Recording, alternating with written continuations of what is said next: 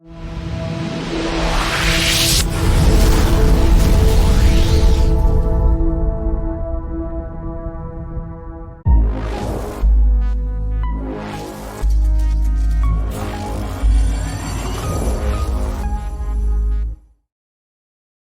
reproduction of this content is not allowed without the express written consent of EBH Fitness, LLC.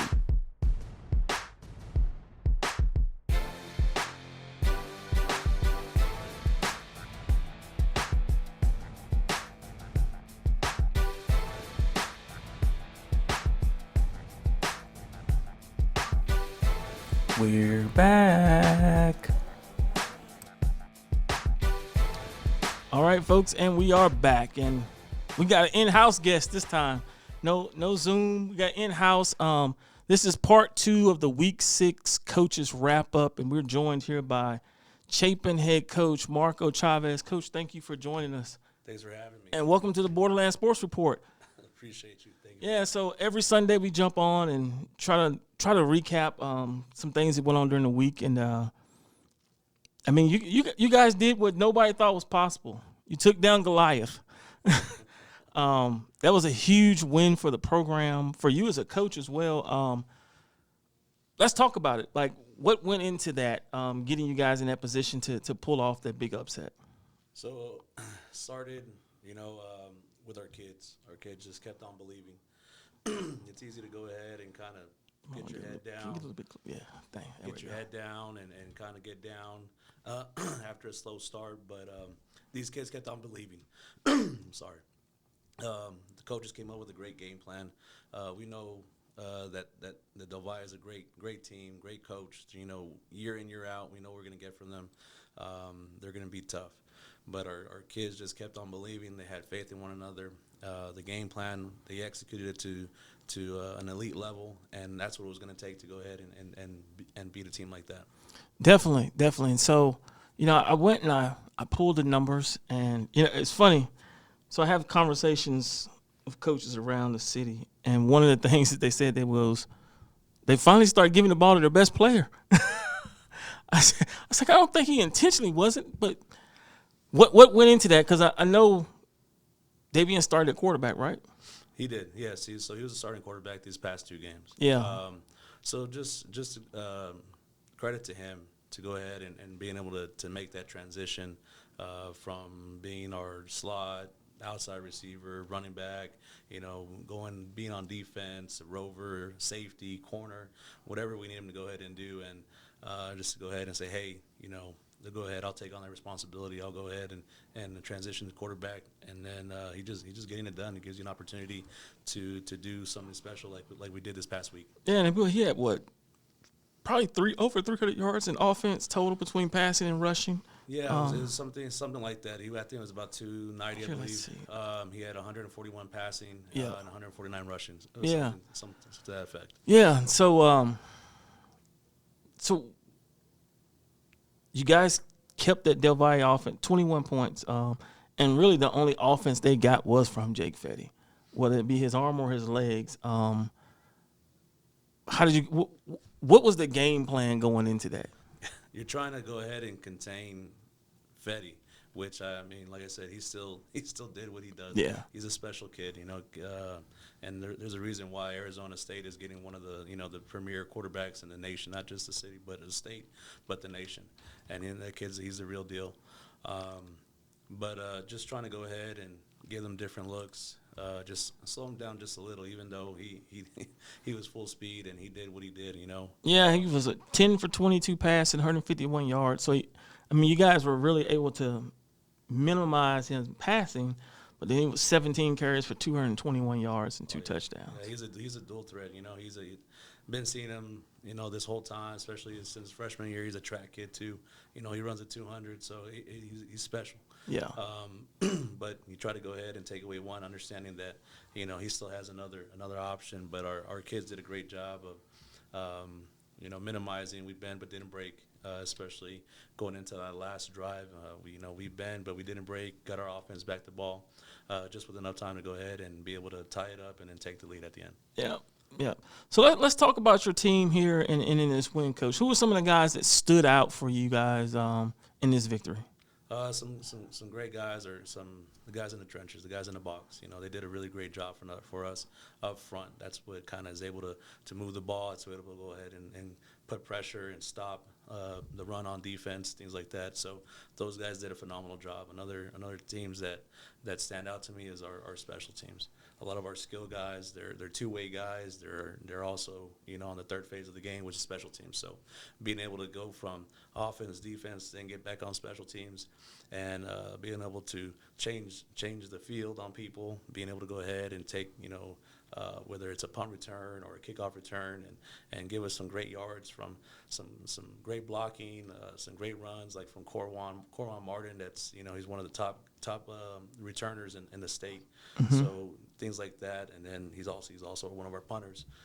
Did a great job, like I said, changing the field to go ahead and kind of force them to go ahead and march the ball down. Like I said, and our defense did a great job being able to bend but don't break. Offense went ahead and was able to move the ball, be consistent, find the open guys, find the open receivers. It was a collective movement, whether it's from Leaf DeWitt, you know, Fabian Ortiz at the running back, whether it was Max Sanchez, and then finally we had Landon Payton that went ahead and got the winning the tying touchdown. And then, like I said, Corwan does a phenomenal job of going out there making plays when, you know, you think everything's broken down, and he find them open. So a collective effort between everybody and everybody that's out there. Like I said, our DBs did a great job being able to put guys in predicaments, just slow them down just enough to go ahead and give us a chance to get pressure. So Adam Rivera, Devon Harris, like I said, Leaf DeWitt, he goes in and plays on defense too. He's an offensive guy. And then we have Corwin also plays corner for us as well. So, and then we have a kid that came out from baseball for us, Nate Sanchez. That kid's been playing big, coming out for us. So, like I said, all those guys just been doing a phenomenal job. Our two backers that did a great job cleaning everything up. Joel Delgado, and then we had Fabian Garcia that did a phenomenal job of. Once the D line took care of their business between Enoch Barrios, Mark Rudolph, Dallas Tucker, and Antonio Enriquez, you know, those linebackers were able to do their job. So it was a great team win, phenomenal job between everybody. Definitely. And so it's funny, you have a big win like that, and then you got to flip the page and get ready for the next opponent. How do you guys go into this game against El Paso High and not have a letdown?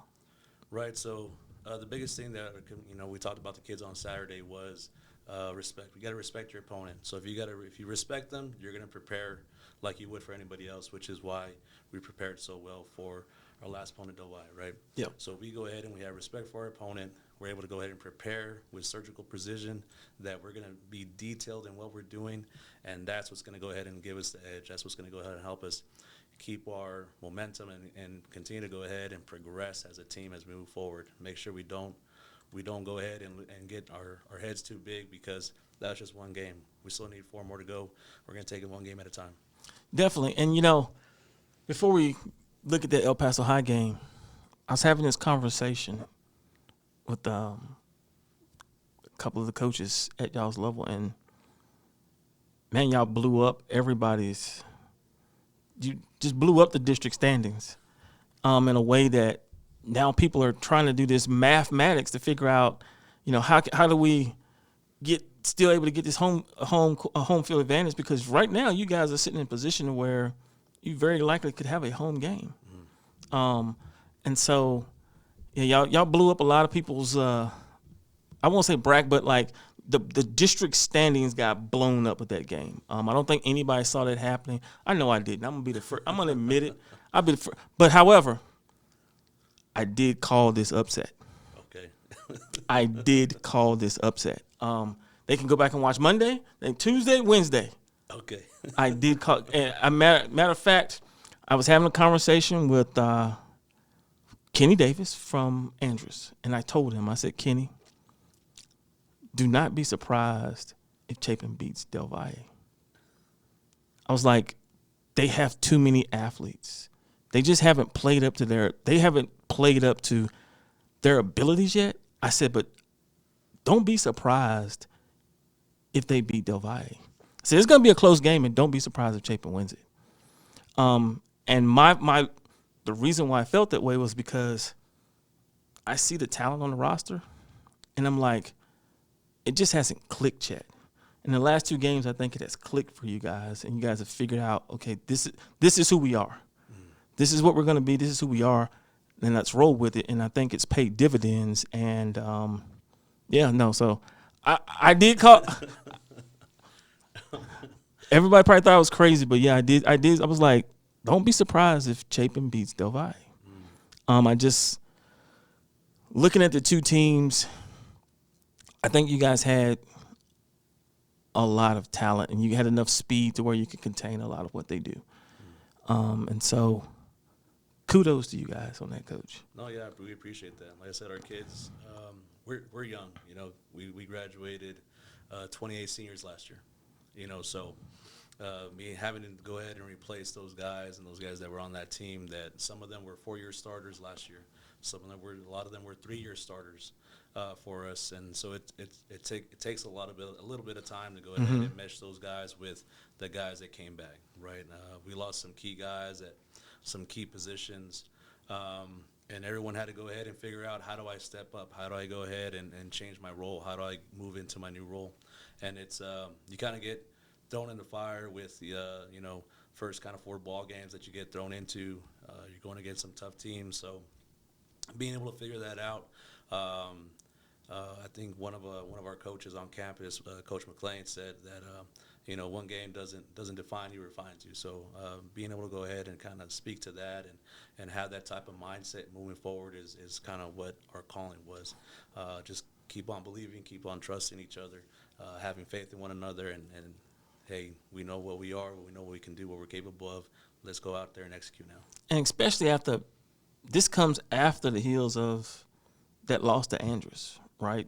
To have the resiliency to bounce back those next 2 games and play the way you guys have played, I think speaks loudly to the players and the coaching staff on digging in and preparing.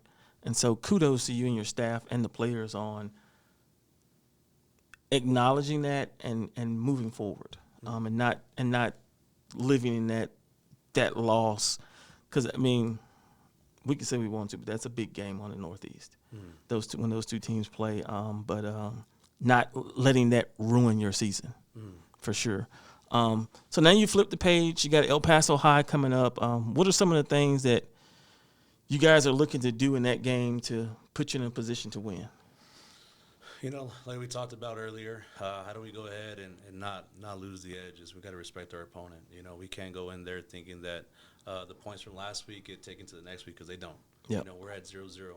The work that we put in on Monday, Tuesday, Wednesday, Thursday, that's what's going to go ahead and put the points on the board on Friday night. So we got to make sure that we're preparing for anybody, whoever the next opponent is, El Paso High this week, but we're preparing for them and being detailed, surgical in what we're doing and executing at a high level, just making sure that we respect our opponent. We're going to go ahead and challenge our kids to have the best practice they can and just keep on moving forward and getting better week in, week out. And like I said, kudos to our coaching staff and our kids for really buying into that and doing and getting it done. Yeah, I don't want to lend into this, but I am gonna stand on the edge on this a little bit. You guys have played the toughest part of your schedule, and I know you as your player, you guys got Kenya to your left, but minus that game, you guys have played the toughest part of your schedule, in my opinion. Right? This is just my opinion. How do you? And I know your players can look at the schedule and see it too. And I think that's where the true coaching comes in for you guys is what you just said, not overlooking anyone. Because, I mean, right now you guys are in control of your own destiny. I mean, let's be real about it. You are. And the players now have to realize that we got to go execute. If we can execute, we can put ourselves in a position to where we've turned this into a special season. I mean, we don't want to go ahead and get ahead of ourselves or anything like that. And like I said, we still have 4 more district ball games. El Paso High's, they have a great defense. They went ahead and they held, our district opponents. I think on the 28 points. They held Del Valle, to a minimum amount of points. So what they're doing is a great job. And like I said, we can't overlook anybody. And just like we kind of proved it this week, anything can happen on Friday. Yep. So that's why you play the games. Yeah. So we can't afford to go ahead and look past anybody. This next game is the most important because it's the next one on our schedule, and that's how we have to go ahead and take it as. It doesn't matter who it is or what it is. We got to go ahead and make sure we respect everybody. Like I told our kids on Saturday, what are the best 2 things that they do, okay? And then everyone's got to come up with it, and then how we're going to go ahead and attack that. That way you go ahead and get ourselves an attack mindset. But just making sure that we keep that kind of mindset going with our kids and knowing that they have to prepare correctly. They have to go ahead and respect their opponent, and that's how we're going to go ahead and stay in the driver's seat. Definitely. 'Cause, I mean, you guys you're in a position now where you actually control your own destiny. And that is as a coach, as a player, that's where you want to be at, right? And so kudos to you guys for putting yourselves in that situation. And now it's almost like, at the beginning of the season, I think you guys were the hunters, right? Because nobody was I'm not going to speak for the rest of the city. I'm going to speak for myself. I'm going to own this for me. I wasn't expecting this out of Chapin, right? I knew you guys had talent. I just didn't know if they could get it together or not, right? And I'll own that, right? And to now be in a position to where you just got to take care of business. And you guys punch your ticket to a season that no one saw coming. And so I think that's huge. I think that's really huge, and I think it speaks volumes to the culture that you're starting to build there in Chapin. Because I got to ask the question. I got you here, so I got to ask the question. It has have to have been tough seeing the success that the basketball team has had the last 2 years to go through the seasons that you guys had from a coaching standpoint. No, I mean, we're Chapin through and through. Yeah. When we talk about Husky family, we really mean family, so that there's no nothing. We are one, we're together. When they succeed, we succeed as a school. That's what matters. Yeah. When we talk about one program or any program, it's a representation of all of us. Yeah. So it's not hard. There's no animosity, no nothing like that. Well, it's more encouragement. We want to go ahead and we want every single kid that walks through the halls of Chapin High School to be successful, to be the best human they can be, to be the best person they can be. We talk a lot about culture. When they leave Chapin High School, we want them to be the most successful person that they can be, the best father, the best mother they can be, and that starts with supporting one another. Whether on Friday night was a great night for all around Chapin because El Paso, our volleyball team went ahead and took down El Paso High. Yep. That was huge. We went to their house, and our volleyball team went ahead and beat them there, puts them back in the driver's seat as well now in district. And so, some of the first calls I got were from our coaches. So getting a call from Coach Morales and then making sure that I call him. And our principal was at the game in attendance, and she was one of the first ones to go ahead and congratulate us. And our assistant principal, was the ones that were at the volleyball game, went ahead and called me, and the ones that were there, they called each other. So it's one family. We're all the Husky family, and we're all there to support each other. And when one team's succeeding, we're all succeeding. So that's kind of the biggest thing there at Chapin is that we're rooting for each other and we're for each other. And that's as athletic coordinator, I support them all. I support everybody. So I was a head wrestling coach. I was there for assistant softball. I go to as many home and away basketball, tennis, baseball games. So all these sports and all these coaches and all these athletes, they're near and dear to my heart. You know, I love seeing them in the hallway and saying hi to them and knowing who they are, and I take pride in them knowing who I am as athletic coordinator because it means that much to us there. You know, we really take pride in not just having great athletics, but a great academics and people that support us from the top down. From administration, the teachers, and everybody on staff there, they do a phenomenal job of supporting our kids, and that's what makes it special. Now, I don't want that question. That wasn't for me, because I know that's how you guys are, but I wanted the rest of El Paso to realize that because I hear it all the time, right? Well, the basketball team is having so much success. Why isn't the football like? And so I wanted to put that out there to let everybody realize that, no, this is – you guys – it's probably one of the few athletic programs here where I see coaches who genuinely support one another. And so I wanted you to be able to say that with your own words and it come from you and not just from me, right?